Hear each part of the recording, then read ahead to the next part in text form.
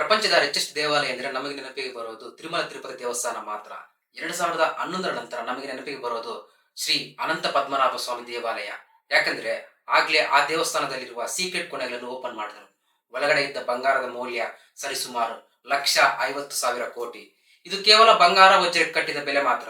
ಇವು antiques, Asian properties. ಈ ವಸ್ತುಗಳು ಸರಿಸುಮಾರು 100ಕ್ಕೂ ಹೆಚ್ಚು ಬೆಲೆ ಬಾಳುತ್ತವೆ. ಆದ್ರೆ ಇಷ್ಟೊಂದು ಬಂಗಾರ ಇಲ್ಲಿ ಹೇಗೆ ಬಂತು? ಈ ಒಂದು ದೇವಸ್ಥಾನವನ್ನು ಯಾರು ನಿರ್ಮಿಸಿದರು? ಈ ಸೀಕ್ರೆಟ್ ವಾಲ್ ಬಗ್ಗೆ ಹೇಗೆ ಕಾಣಿಸಿಕೊಂಡವು? ಈ ಒಂದು ದೇವಸ್ಥಾನಕ್ಕೆ ಇರುವಂತ ಇತಿಹಾಸ ಅನ್ನೋದು ಏನು? ಯಾಕೆ ಇಷ್ಟೊಂದು ದಿನ ಆದ್ರೂ ಇಷ್ಟೊಂದು ಟೆಕ್ನಾಲಜಿ ಇದ್ರು ಆ ಬಿ ಕೋಣೆಯನ್ನು ಓಪನ್ ಮಾಡಕ್ಕೆ ಆಗ್ಲಿಲ್ಲ? ನಾಗಬಂಧನ ಅಂದ್ರೆ ಏನು? ಈ ಒಂದು ಬಂಗಾರವನ್ನು ನಮ್ಮ ದೇಶದ ಅಭಿವೃದ್ಧಿಗೆ ಯಾಕೆ ಉಪಯೋಗಿಸಬಾರದು? ಇಷ್ಟೊಂದು ಬಂಗಾರ ಈಗ ಯಾರ ಕೈಯಲ್ಲಿದೆ? ಇದೆಲ್ಲ ಈ ವಿಡಿಯೋದಲ್ಲಿ ತಿಳಿತಾ ಹೋಗೋಣ. ಹಾಯ್ ಫ್ರೆಂಡ್ಸ್, ನನ್ನ ಹೆಸರು ಆನಂದ್. ನನ್ನ ಚಾನಲ್ ಅಲ್ಲಿ ಅಪ್ಲೋಡ್ ಆಗ್ತಾ ಇರುವಂತ 2ನೇ ವಿಡಿಯೋ ಇದಾಗಿರುತ್ತೆ. ಈ ತರ ಒಂದು ಇಂಟ್ರೆಸ್ಟಿಂಗ್ ಟಾಪಿಕ್ಸ್ ಗಾಗಿ ನಮ್ಮ ಚಾನಲ್ ಅನ್ನು ಸಬ್ಸ್ಕ್ರೈಬ್ ಮಾಡಿ. ಅಲ್ಲದೆ ನಿಮ್ಮ ಫ್ಯಾಮಿಲಿ ಫ್ರೆಂಡ್ಸ್ ಕೂಡ ಈ ವಿಡಿಯೋನ ಶೇರ್ ಮಾಡಿ. The horizon of temple. Ananta Padmanabha Swamy ದೇವಾಲಯದ ಇತಿಹಾಸ ಮಾತ್ರ ಯಾರಿಗೂ ಸಹ ಕರೆಕ್ಟ್ ಆಗಿ ಗೊತ್ತಿಲ್ಲ. ಬಟ್ ಈ ದೇವಸ್ಥಾನಕ್ಕೆ ಸಂಬಂಧಪಟ್ಟ ಒಂದು ಬ್ಯಾಕ್ ಸ್ಟೋರಿ ಇದೆ. ವೆಲ್ವಮಂಗರ್ತೂರ್ ಸ್ವಾಮಿಯರ್ ಎಂಬ ವಿಷ್ಣು ಭಕ್ತನು ಶ್ರೀ ವಿಷ್ಣುವಿನ ದರ್ಶನ ಪಡೆಯಲು ಸದಾ ಪೂಜೆ ಮಾಡಿ ವಿಷ್ಣುವಿನ ಧ್ಯಾನದಲ್ಲಿ ತೊಡಗುತ್ತಿದ್ದ. ಸ್ವಾಮಿಯರ್ ಭಕ್ತಿಗೆ ಮೆಚ್ಚಿದ ಶ್ರೀ ಮಹಾವಿಷ್ಣು ಒಂದು ಚಿಕ್ಕ ಮಗುವಿನ ರೂಪದಲ್ಲಿ ಸ್ವಾಮಿಯರಿಗೆ ಕಾಣಿಸಿಕೊಳ್ತಾನೆ. ವೆಲ್ವಮಂಗರ್ತೂರ್ ಸ್ವಾಮಿಯರ್ ಈ ಒಂದು ಮಗು ತನ್ನ ತಂದೆ ತಾಯಿನ ತಪ್ಪಿಸಿಕೊಂಡು ಬಂದಿದ್ದೆ ಅಂತ ಯಾರು ಮಗು ಅಂತ ಕೇಳಿದಾಗ ಆ ಮಗು ನನಗೆ ಯಾರು ಇಲ್ಲ ಅಂತ ಸ್ವಾಮಿಯರಿಗೆ ತಿಳಿಸ್ತಾನೆ. ಇದನ್ನು ಕೇಳಿದ ಸ್ವಾಮಿಯೇ ತನ್ನ ಜೊತೆ ಇರುವಂತೆ ತನ್ನ ಯೋಗಕ್ಷೇಮ ತಾನೇ ನೋಡಿಕೊಳ್ಳುತ್ತೇನೆ ಅಂತ ಭರವಸೆ ಕೊಡ್ತಾನೆ. ಆದ್ರೆ ಆ ಮಗುವಿನ ರೂಪದಲ್ಲಿದ್ದ ಶ್ರೀ ಮಹಾವಿಷ್ಣುವು ಒಂದು ಕಂಡೀಷನ್ ಹಾಕ್ತಾನೆ. ನನ್ನ ಮೇಲೆ ಯಾವಾಗಾದ್ರೂ ನೀನು ಕೋಪಗೊಂಡ್ರೆ ನಾನು ನಿಮ್ಮ ಹತ್ರ ಹೊರಟು ಹೋಗ್ತೀನಿ ಅಂತಾನೆ. ಇದಕ್ಕೆ ಒಪ್ಪಿಕೊಂಡ ಸ್ವಾಮಿಯೇ ಆ ಮಗುವನ್ನು ಮನೆಗೆ ಕರೆದುಕೊಂಡು ಆದ್ರಿಂದ ಆ ಮಗು ಸ್ವಾಮಿಯರಿಗೆ ಎಷ್ಟು ಕಿರಿಕಿರಿ ಕೊಟ್ಟರು ಯಾವುದೇ ಕೋಪ ಪಡೆದೆ ನಗುಮುಖದಿಂದ ಆ ಮಗು ಮಾಡುವ ಕಿರಿಕಿಯನ್ನು ಸ್ವೀಕರಿಸ್ತಾ ಇರ್ತಾನೆ. ವೆಲ್ಲಮಂಗರ್ತೂರು ಸ್ವಾಮಿಯರ್ ಒಂದಿನ ಶ್ರೀ ಮಹಾವಿಷ್ಣುವಿಗೆ ಪರಮ ಭಕ್ತ ಆಗಿರುವ ಕಾರಣದಿಂದಾಗಿ ಪೂಜೆಯಲ್ಲಿ ತೊಡಗಿರ್ತಾನೆ. ಆದ್ರೆ ಅದೇ ಸಮಯದಲ್ಲಿ ಈ ಒಂದು ಮಗು ಅವನಿಗೆ ಒಂದು ಚಿಕ್ಕ ಕಿರಿಕಿರಿ ಕೊಡ್ತಾನೆ. ಈ ಒಂದು ಕಾರಣದಿಂದಾಗಿ ಕೋಪಗೊಂಡ ವೆಲ್ವಮಂಗರ್ತೂರು ಸ್ವಾಮಿಯರ್ ಕೋಪಗೊಂಡ ತಕ್ಷಣ ಆ ಮಗು ಅಲ್ಲಿಂದ ಹೊರಟು ಹೋಗ್ತಾನೆ. ಇದನ್ನು ತಿಳಿದ ಸ್ವಾಮಿಯರ್ ತಾನು ಮಾಡಿದ ತಪ್ಪೆಂದು ತಿಳಿದು ಆ ಮಗುವನ್ನು ಹುಡುಕುತ್ತಾ ಹೋಗ್ತಾನೆ. ಆದ್ರೆ ಅದೇ ಸಮಯದಲ್ಲಿ ಒಂದು ಆಕಾಶವಾಣಿ ಬಂದು ವೆಲ್ವಮಂಗರ್ತೂರು ಸ್ವಾಮಿಯರಿಗೆ ಆ ಮಗುವೆ ಶ್ರೀ ಮಹಾವಿಷ್ಣು ಅಂತ ತಿಳಿಸ್ತಾನೆ. ಇದನ್ನು ತಿಳಿದ ವೆಲ್ವಮಂಗರ್ತೂರು ಸ್ವಾಮಿಯರ್ ಸ್ವಾಮಿ ನನಗೆ ಇನ್ನೊಂದು ಸಲ ನಿಮ್ಮ ದರ್ಶನ ಭಾಗ್ಯ ಕೊಡಿ ಎಂದು ಪಶ್ಚಾತ್ತಾಪ ಪಡುತ್ತಾನೆ. ಅದೇ ಆಕಾಶವಾಣಿ ಅನಂತನ್ ಎಂಬ ಕಾಡಲ್ಲಿ ಆ ಮಗು ಇದ್ದಾನೆ ಅಂತ ತಿಳಿಸುತ್ತದೆ. ವೆಲ್ವಮಂಗರ್ತೂರು ಸ್ವಾಮಿಯರ್ ತಕ್ಷಣ ಆ ಕಾಡಿಗೆ ಹೋದಾಗ ಆ ಮಗು ನಗುತ್ತಾ ಹೋಗಿ ಒಂದು ಮರದಲ್ಲಿ ಐಕ್ಯನಾಗ್ತಾನೆ. ಆ ಮರ ಕುಸಿದು ಬಿದ್ದು 12.5 ಕಿಲೋಮೀಟರ್ ದೂರದಷ್ಟಿರುವ ಶ್ರೀ ಮಹಾವಿಷ್ಣುವಿನ ರೂಪ ಅಲ್ಲಿ ಬದಲಾಗುತ್ತೆ. ಅದೇ ಅನಂತ ಶೈಲ ವಿಗ್ರಹವಾಗುತ್ತೆ.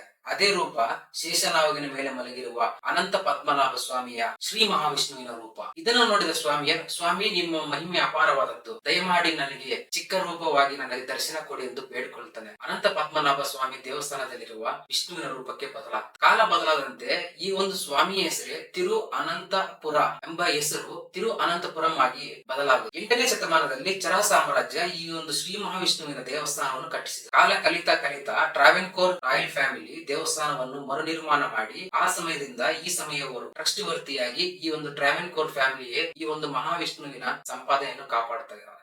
Opening of vaults. 2011ರಲ್ಲಿ ಅನಂತ ಪದ್ಮನಾಭ ಸ್ವಾಮಿ ದೇವಾಲಯದಲ್ಲಿ ಒಂದು ಗೋಲ್ಡ್ ಬಣ್ಣ ಪಡೆಯುವ ಒಂದು ಮಿಷಿನ್ ಕಾಣಿಸಿಕೊಂಡಿತು. ಸೊ ಆವಾಗಲೇ ಒಂದು ನ್ಯೂಸ್ ಸರ್ಕ್ಯುಲೇಟ್ ಆಗಿ ಶುರುವಾಗುತ್ತೆ. ಶ್ರೀ ಅನಂತ ಪದ್ಮನಾಭ ಸ್ವಾಮಿಯ ಆಭರಣಗಳನ್ನು ಕದ್ದು ಅದೇ ಜಾಗದಲ್ಲಿ ಒಂದು ಡೂಪ್ಲಿಕೇಟ್ ಬಂಗಾರದ ಆಭರಣಗಳನ್ನು ಇಡುತ್ತಿದ್ದಾರೆ. ಇದನ್ನು ತಿಳಿದ retired IA officer Sundar Rajan ಒಂದು ಹೈಕೋರ್ಟ್ ಅಲ್ಲಿ ಒಂದು ಪಿಟಿಷನ್ ಹಾಕ್ತಾನೆ. ಸ್ವಾಮಿಯ ಆಭರಣಗಳನ್ನು ಅಲ್ಲದೆ ದೇವಸ್ಥಾನದ ಆಸ್ತಿಯ ಸಂಬಂಧಪಟ್ಟ ಎಲ್ಲವನ್ನು ಲೆಕ್ಕ ಮಾಡಬೇಕು, ಈ ಒಂದು ಆಸ್ತಿ ಬೇರೆಯವರ ಪಾಲಾಗುತ್ತೆ ಅಂತ ಹೈಕೋರ್ಟ್ ಅಲ್ಲಿ ಸುಂದರ್ ರಾಜನ್ ಒಂದು ಪಿಟಿಷನ್ ಹಾಕ್ತಾನೆ. ಇದಕ್ಕೆ ಒಪ್ಪಿಕೊಂಡಂತಹ ಧರ್ಮಾಸನ 7 ಜನಕ್ಕೆ ಸಂಬಂಧಪಟ್ಟ ಒಂದು ಟೀಮ್ ಅನ್ನು ಆಯ್ಕೆ ಮಾಡಿ ಆ ದೇವಸ್ಥಾನಕ್ಕೆ ಕಳಿಸಿ ದೇವಸ್ಥಾನಕ್ಕೆ ಸಂಬಂಧಪಟ್ಟಂತಹ ಆಸ್ತಿಯನ್ನು ಒಂದು ಲೆಕ್ಕ ಹಾಕಿ ಸರ್ಕಾರಕ್ಕೆ ಒಂದು ವರದಿ ನೀಡಬೇಕೆಂದಂತ ನೋಟಿಸ್ ಅನ್ನು ಕೂಡ ಜಾರಿ ಮಾಡುತ್ತಾ ಇಲ್ಲಿಗೆ ಬಂದಂತಹ ಕಮಿಟಿ ದೇವಸ್ಥಾನದ ಕೆಳಗಡೆ ಇರುವಂತಹ ವಾಲ್ಟ್ಸ್ ಅನ್ನು ಓಪನ್ ಮಾಡ್ಬೇಕು ಅನ್ಕೊಂತಾರೆ.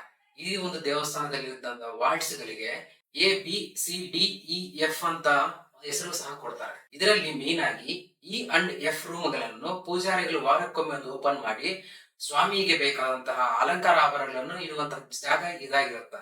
CD ರೂಮ್ಗಳೇನಿದೆ ಟ್ರಾವೆನ್ಕೋರ್ ವಂಶಸ್ಥರ ಫ್ಯಾಮಿಲಿ ಆಧಾರದಲ್ಲಿ ಸ್ವಾಮಿಗೆ ಬೇಕಾದಂತಹ ವಿಶಿಷ್ಟ ಅಲಂಕಾರಕ್ಕೆ ಬೇಕಾದಂತಹ ಆಭರಣಗಳನ್ನು ವರ್ಷಕ್ಕೆ 8 ಬಾರಿ ಓಪನ್ ಮಾಡಿ ಸ್ವಾಮಿಗೆ ಅಲಂಕಾರ ಮಾಡಿ ಟ್ರಾವೆನ್ಕೋರ್ ಫ್ಯಾಮಿಲಿಯ ಒಂದು ಆಧಾರದಲ್ಲಿಯೇ ಈ ಒಂದು ರೂಮ್ ಅನ್ನು ಕ್ಲೋಸ್ ಮಾಡ್ತಾ ಇತ್ತು. A&B ರೂಮ್ಗಳನ್ನು ಮಾತ್ರ 1880ರಿಂದ ಹಿಡಿದು ಇದುವರೆಗೂ ಸಹ ಓಪನ್ ಮಾಡಿರಲಿಲ್ಲ. ಈ ಒಂದು ಎ ಅಂಡ್ ಬಿ ಒಂದು ಕೋಣೆಗಳನ್ನು ಪರಿಶೀಲನೆ ಮಾಡಬೇಕಾದ್ರೆ ಇವರಿಗೆ ಇನ್ನೊಂದು 2 ಕೋಣೆಗಳು ಸಹ ಸಿಗುತ್ತೆ. ಅದಕ್ಕೆ ಜಿ ಅಂಡ್ ಎಚ್ ಅಂತ ಹೆಸರಿಡ್ತಾರೆ. ಈ ಒಂದು ಧರ್ಮಾಸನ ಆಯ್ಕೆ ಮಾಡಿದಂತಹ ಒಂದು ಟೀಮ್ ಒಂದು ಬಿ ಕೋಣೆಯನ್ನು ಓಪನ್ ಮಾಡಕ್ಕೆ ಎಷ್ಟು ಕಷ್ಟಪಟ್ಟರು ಸಹ ಓಪನ್ ಆಗಲಿಲ್ಲ. ಅದಕ್ಕೆ ಬಿ ಕೋಣೆಯಿಂದ ಎ ಕೋಣೆಗೆ ಶಿಫ್ಟ್ ಆಗಿ ಸತತವಾಗಿ 8 ರಿಂದ 9 ಗಂಟೆಗಳ ಕಾಲ ಕಷ್ಟಪಟ್ಟು ಈ ಒಂದು ಎ ವಾಲ್ಟ್ ನ ಓಪನ್ ಮಾಡ್ತಾರೆ. ಆದ್ರೆ ಓಪನ್ ಮಾಡಿದ ನಂತರ ಆ ರೂಮ್ ಫುಲ್ ಖಾಲಿಯಾಗಿರುತ್ತೆ. ಅಲ್ಲಿಗೆ ಬಂದ ಎಲ್ಲಾ ಟೀಮ್ ಸಹ ಆ ಕೋಣೆಯನ್ನು ಕ್ಲೀನ್ ಮಾಡಬೇಕಾದ್ರೆ ಅವರಿಗೆ ಒಂದು ಕೆಳಗಡೆ ಒಂದು ಗ್ರಾನೈಟ್ ಸಹ ಕಾಣಿಸ್ಕೊಳ್ಳುತ್ತೆ. ಆ ಗ್ರಾನೈಟ್ ನ ಎತ್ತಿ ನೋಡಿದ್ರೆ ಅಂಡರ್ ಗ್ರೌಂಡ್ ಗೆ ಒಂದು ದಾರಿ ಸಹ ಕಾಣಿಸುತ್ತೆ. ಆ ಅಂಡರ್ ಗ್ರೌಂಡ್ ಅಲ್ಲಿ ಸರಿಸುಮಾರು ಲಕ್ಷ ಕೋಟಿ ಬೆಲೆ ಬಾಳುವ ಬಂಗಾರ, ವಜ್ರ, ವೈಡೂರ್ಯ, ಆಭರಣಗಳು ಎಲ್ಲ ಸಹ ಅಲ್ಲಿ ಇತ್ತು. ಈ ಒಂದು ಬಿ ಕೋಣೆಯಲ್ಲಿ ಸಿಕ್ಕಂತಹ ಒಂದು ಬಂಗಾರ, ವಜ್ರ, ವೈಡೂರ್ಯ, ಆಭರಣಗಳೆಲ್ಲ ಸಹ ಲೆಕ್ಕ ಮಾಡಬೇಕಾದ್ರೆ ಈ ಒಂದು ಧರ್ಮಾಸನ ಆಯ್ಕೆ ಮಾಡಿದಂತ ಟೀಮ್ಗೆ ಸರಿಸುಮಾರು 4 ತಿಂಗಳ ಸಮಯ ಹಿಡಿಯುತ್ತೆ. 4 ತಿಂಗಳ ಕಳೆದ ನಂತರ ಈ ಧರ್ಮಾಸನ ಆಯ್ಕೆ ಮಾಡಿದ ಟೀಮ್ ಏನಿದೆ ಅಲ್ಲಿ ಆ ಸಂಪತ್ತನ್ನು ಎಕ್ಸಾಕ್ಟ್ ವ್ಯಾಲ್ಯೂ ಹೇಳಕ್ಕೆ ಬರಲ್ಲ. ಆದ್ರೆ ಇದೇ ಧರ್ಮಾಸನ ಆಯ್ಕೆ ಮಾಡಿದ ಟೀಮ್ ಈ ಒಂದು ಬಿ ವಾಲ್ಟ್ ನಲ್ಲಿ ಸರಿಸುಮಾರು 35 ಲಕ್ಷ ಕೋಟಿ ಬೆಲೆ ಬಾಳುವ ಬಂಗಾರ ಇರುತ್ತೆ ಅಂತ ಒಂದು ಎಸ್ಟಿಮೇಟ್ ಸಹ ಕೊಟ್ಟರು. ತೂಕದ ಲೆಕ್ಕದಲ್ಲಿ ಇದರಲ್ಲಿರುವಂತಹ ಬಂಗಾರದ ಮೌಲ್ಯ ಸರಿಸುಮಾರು 1,20 ಕೋಟಿಯಿಂದ 1,30 ಕೋಟಿ ಇರುತ್ತೆ ಅಂತ ಒಂದು ವರದಿ ಸಹ ಕೊಡುತ್ತೆ. ಈ ಒಂದು ಧರ್ಮಾಸನ ಆಯ್ಕೆ ಮಾಡಿದಂತಹ ಟೀಮ್ ಅಲ್ಲಿ ಒಬ್ಬ ವ್ಯಕ್ತಿಯ ಅಮ್ಮ ಆಕಸ್ಮಿಕವಾಗಿ ಒಂದು ಪ್ರಾಣ ಕಳೆದುಕೊಳ್ತಾನೆ. ಅಲ್ಲದೆ ಹೈಕೋರ್ಟ್ ಅಲ್ಲಿ ಪಿಟಿಷನ್ ಹಾಕಿದ ಸುಂದರರಾಜನ್ ಕೂಡ ಅನಾರೋಗ್ಯ ಕಾರಣದಿಂದಾಗಿ ಸ್ವರ್ಗಸ್ಥರಾಗ್ತಾರೆ. ವಾಲ್ಟ್ ಬಿ ಅನ್ನು ಓಪನ್ ಮಾಡಬೇಕಾದ್ರೆ ಕೇರಳದಲ್ಲಿ ಫ್ಲಡ್ ಸಹ ಬರುತ್ತೆ. ಇದನ್ನೆಲ್ಲ ಗಮನದಲ್ಲಿ ಇಟ್ಟುಕೊಂಡ ಹೈಕೋರ್ಟ್ ಕಮಿಷನ್ ಈ ಒಂದು ವರದಿಗೆ ಸ್ಟೇ ಅನ್ನು ಸಹ ಕೊಡುತ್ತೆ. ಆದ್ರೆ ಈ ಒಂದು ಬಿ ವಾಲ್ಟ್ ನ ಯಾಕೆ ಓಪನ್ ಮಾಡಕ್ ಆಗ್ಲಿಲ್ಲ? ಅದೇ ನಾಗಬಂಧನ, ಡಿಕೋಡ್ ಆಫ್ ನಾಗಬಂಧನ. ಹಿಂದಿನ ಕಾಲದಲ್ಲಿ ಸಂಪತ್ತನ್ನು ಕಳ್ಳರು, ದರೋಡೆಕೋರರಿಂದ ರಕ್ಷಣೆ ಮಾಡಬೇಕಾದ್ರೆ ಅದಕ್ಕೆ ರಕ್ಷಣೆಗಾಗಿ ನಾಗಬಂಧನವನ್ನು ವಿಧಿಸಲಾಗುತ್ತಿತ್ತು. ಇದರಲ್ಲಿ ಜಲಬಂಧನ, ಕ್ರಿಮಿಬಂಧನ ಮತ್ತು ನಾಗಬಂಧನ ಮೊದಲನೇ ಬಾರಿಗೆ ಇವುಗಳ ಬಗ್ಗೆ ಅಥರ್ವಣ ವೇದದಲ್ಲಿ ತಿಳಿಸಲಾಗಿದೆ. ಇದನ್ನು ಹೆಚ್ಚಾಗಿ ರಾಜರು ಉಪಯೋಗಿಸುತ್ತಿದ್ದರು. ಯಾಕಂದ್ರೆ ಯುದ್ಧ ನಡೆದ ನಂತರ ತಮ್ಮ ಸಂಪತ್ತನ್ನು ಕೊಳ್ಳೆ ಹೊಡೆಯಬಾರದು ಅಂತ ಈ ಒಂದು ಬಂಧನವನ್ನು ವಿಧಿಸಲಾಗುತ್ತಿತ್ತು. ಕಾಲ ಬದಲಾದಂತೆ ಈ ವಿದ್ಯೆ ಕಣ್ಮರೆಯಾಗಿ ಶುರುವಾಗುತ್ತೆ. ಈ ಒಂದು ವಿದ್ಯೆಯನ್ನು 12ನೇ ಶತಮಾನದಲ್ಲಿ ಅನಲಂದ ವಿಶ್ವವಿದ್ಯಾಲಯದಲ್ಲಿ ಕಲಿಸಲಾಗುತ್ತಿತ್ತು. ಆದರೆ ದರೋಡೆಕೋರರಿಂದ ಅನಲಂದ ವಿಶ್ವವಿದ್ಯಾಲಯಕ್ಕೆ ಬೆಂಕಿ ಬಿದ್ದು ಈ ಒಂದು ವಿದ್ಯೆ ಅಲ್ಲದೆ ಅನೇಕ ಪುಸ್ತಕಗಳು ಸಹ ಕಣ್ಮರೆಯಾಗಿ ಶುರುವಾಯಿತು. ಆದ್ರೆ ಇದನ್ನು ತಿಳಿದ ಸುಮಾರು ಜನರು ತಮ್ಮ ತಲೆಮಾರಿನ ಮಕ್ಕಳಿಗೆ ಇದನ್ನು ಕಲಿಸಕ್ಕೆ ಶುರು ಆದ್ರು. ಆದ್ರೆ ನಾಗಬಂಧನಕ್ಕೆ ಸಂಬಂಧಪಟ್ಟ ಕೀ ಗರುಡ ಬಂಧನವನ್ನು ಯಾರಿಗೂ ಸಹ ಕಲಿಸುತ್ತಿರಲಿಲ್ಲ. ಅಥರ್ವಣ ವೇದಗಳ ಪ್ರಕಾರ ಈ ಒಂದು ಗರುಡ ಬಂಧನವನ್ನು ಸಂಪತ್ತನ್ನು ಬೇರೆಯವರಿಗೆ ಕೈಗೆ ಸೇರದೆ ರಕ್ಷಣೆ ಮಾಡಕ್ಕೆ ಮಾತ್ರ ಉಪಯೋಗಿಸಬೇಕು, ಯಾವುದೇ ಸ್ವಾರ್ಥಕ್ಕೆ ಉಪಯೋಗಿಸಬಾರದು ಎಂದು ಅಥರ್ವಣ ವೇದದಲ್ಲಿ ತಿಳಿಸಲಾಗಿದೆ. ಈ ಬಂಧನಗಳೆಲ್ಲ ಮೋಸ್ಟ್ ಪವರ್ಫುಲ್ ಆದ ಬಂಧನ ಅಂದ್ರೆ ನಾಗಬಂಧನ. ಇದಕ್ಕೆ ಸಂಬಂಧಪಟ್ಟ ಕೀ ಏನಿದೆ ಅದೇ ಗರುಡ ಬಂಧನ. ಈ ಒಂದು ಗರುಡ ಬಂಧನವನ್ನು ತಿಳಿದಂತಹ ವ್ಯಕ್ತಿಗಳು ಈಗ ಯಾರು ಸಹ ಇಲ್ಲ. ಈ ಒಂದು ಕಾರಣದಿಂದಾಗಿ ಆ ವಾಲ್ಟ್ ಅನ್ನು ಓಪನ್ ಮಾಡಕ್ಕೆ ಇಷ್ಟೊಂದು ಟೆಕ್ನಾಲಜಿ ಸಹ ಸಾಧ್ಯವಾಗಲಿಲ್ಲ. ನಾಗಬಂಧನ ಅಂದ್ರೆ ಶಬ್ದ ಆಧಾರಿತವಾಗಿ ಕೆಲಸ ಮಾಡುವ ಒಂದು ಲಾಕ್ ಸಿಸ್ಟಮ್. ಆ ಒಂದು ಫ್ರೀಕ್ವೆನ್ಸಿಯಲ್ಲಿ ಎಲ್ಲಾ ಲಾಕ್ಗಳು ಇರುತ್ತೆ. ಅದೇ ಫ್ರೀಕ್ವೆನ್ಸಿಯಲ್ಲಿ ಗರುಡ ಮಂತ್ರವನ್ನು ತಿಳಿಸಿದಾಗ ಮಾತ್ರ ಆ ಫ್ರೀಕ್ವೆನ್ಸಿ ಮ್ಯಾಚ್ ಆಗಿ ಆ ಲಾಕ್ ಸಿಸ್ಟಮ್ ಓಪನ್ ಆಗುತ್ತೆ. ನಾಗಬಂಧನಕ್ಕೆ ಸಂಬಂಧಪಟ್ಟ ಕೀ ಏನಿದೆ ಈ ಗರುಡ ಬಂಧನವನ್ನು ಬೇರೆ ಫ್ರೀಕ್ವೆನ್ಸಿಯಲ್ಲಿ ಹೇಳಿದ್ರು ಸಹ ಈ ಒಂದು ಲಾಕ್ ಸಿಸ್ಟಮ್ ಓಪನ್ ಆಗದೆ ಮೈನ್ ಡೋರ್ ಅನ್ನು ಬಿಟ್ಟು ಇನ್ನೊಂದು ಡೋರ್ ಓಪನ್ ಆಗುತ್ತೆ.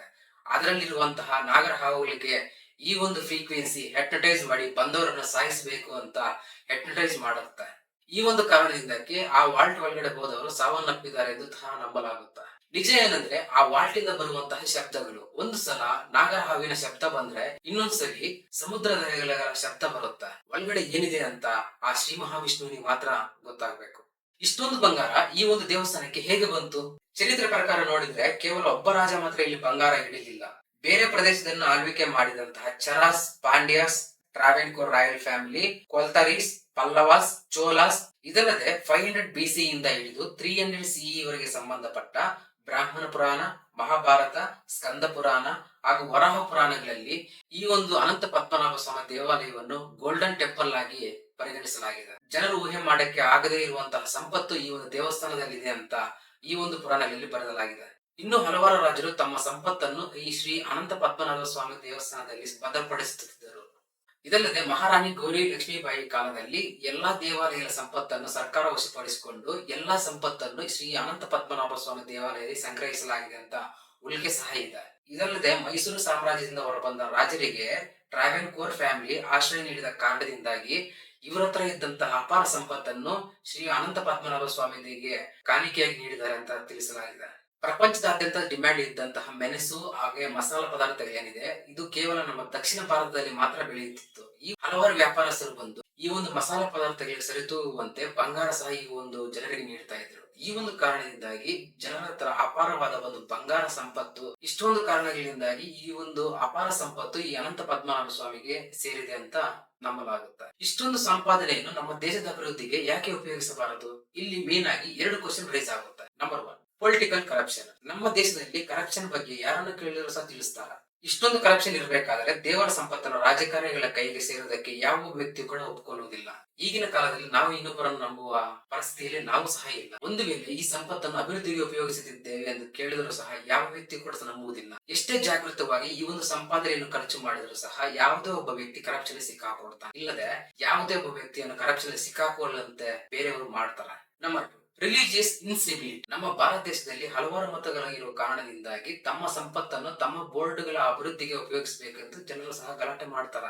ಶ್ರೀ ಅನಂತ ಪದ್ಮನಾಭ ಸ್ವಾಮಿ ದೇವಾಲಯವು ಹಿಂದೂ ಧರ್ಮಕ್ಕೆ ಸೇರಿರುವ ಕಾರಣದಿಂದ ಹಿಂದೂ ಧರ್ಮದ ಅಭಿವೃದ್ಧಿಗೆ ಇಡಬೇಕೆಂದು ಗಲಾಟೆ ಸಹ ಮಾಡಬಹುದು. 2017ರಲ್ಲಿ ತಿರುಮಲ ತಿರುಪತಿ ದೇವಸ್ಥಾನ ಅಂದ್ರೆ ಆಂಧ್ರ ಪ್ರದೇಶಕ್ಕೆ ಗೌರ್ಮೆಂಟ್ ಗೆ ಸರಿಸುಮಾರು 100 ಕೋಟಿ ಟ್ಯಾಕ್ಸ್ ಪೇ ಮಾಡಿದೆ. ಇದಲ್ಲದೆ ಪ್ರತಿ 5 ವರ್ಷಕ್ಕೊಮ್ಮೆ 10% ಟ್ಯಾಕ್ಸ್ ದೇವಸ್ಥಾನವು ಗೌರ್ಮೆಂಟ್ ಗೆ ಕಟ್ಟುವ ಟ್ಯಾಕ್ಸ್ ಅಲ್ಲಿ ಹೆಚ್ಚಾಗುತ್ತೆ. ಈ ವರ್ಷ 2026ರಲ್ಲಿ ತಿರುಮಲ ತಿರುಪತಿ ದೇವಸ್ಥಾನ 55 ಕೋಟಿಯಷ್ಟು ಟ್ಯಾಕ್ಸ್ ಪೇ ಮಾಡಬೇಕಾಗುತ್ತೆ. ಇಷ್ಟೊಂದು ಟ್ಯಾಕ್ಸ್ ದೇವಸ್ಥಾನಗಳು ಗೌರ್ಮೆಂಟ್ ಗೆ ಕಟ್ಟಿದ ನಂತರ ತಮ್ಮ ಸಂಪತ್ತನ್ನು ಸಹ ಗೌರ್ಮೆಂಟ್ ಗೆ ಕೊಡಬೇಕಂದ್ರೆ ಯಾರು ಸಹ ಒಪ್ಕೋತಾರ?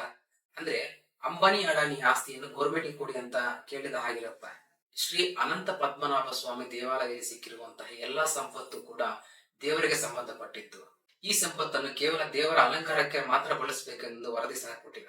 ಗೌರ್ಮೆಂಟ್ ಯಾವಾಗ ಬೇಕಾದರೂ ಈ ಒಂದು ಸಂಪತ್ತನ್ನು ಲೆಕ್ಕ ಮಾಡಬಹುದು. ಅಲ್ಲದೆ ಯಾವ ಪ್ರದೇಶದಲ್ಲಿ ಈ ಒಂದು ನಿಧಿ ನಿಕ್ಷೇಪ ಸಿಕ್ಕಿದೆಯೋ ಅದೇ ಪ್ರದೇಶದಲ್ಲಿ ಲೆಕ್ಕ ಹಾಕುವಂತೆ ಒಂದು ವರದಿ ಸಹ ಕೊಟ್ಟಿದೆ. ದೇವರಿಗೆ ಸಂಬಂಧಪಟ್ಟ ಆಭರಣಗಳನ್ನು ದೇವರ ಅಲಂಕಾರಕ್ಕೆ ಮಾತ್ರ ಬಳಸಬೇಕು. ಈ ಒಂದು ಸಂಪತ್ತನ್ನು ಟ್ರಾವೆನ್ಕೋರ್ ಫ್ಯಾಮಿಲಿ ಏನಿದೆ ಅವರ ರಕ್ಷಣೆಯಲ್ಲಿ ಈ ಸಂಪತ್ತು ಇರುತ್ತೆ. ಇದಾಗಿತ್ತು ಇವತ್ತಿನ ವಿಡಿಯೋ. ಈ ವಿಡಿಯೋ ನಿಮ್ಗೆ ಇಷ್ಟವಾದರೆ ಈ ಒಂದು ವಿಡಿಯೋನ ನಿಮ್ಮ ಫ್ಯಾಮಿಲಿ ಹಾಗೂ ಫ್ರೆಂಡ್ ಜೊತೆ ಶೇರ್ ಮಾಡಿ. ಇದೇ ರೀತಿಯ ಒಂದು ಇಂಟ್ರೆಸ್ಟಿಂಗ್ ಟಾಪಿಕ್ ಜೊತೆ ನಿಮ್ ಜೊತೆ ಸಿಗ್ತೀನಿ. ನಾನು ನಿಮ್ಮ ಆನಂದ್, ಸೈನಿಂಗ್ ಆಫ್.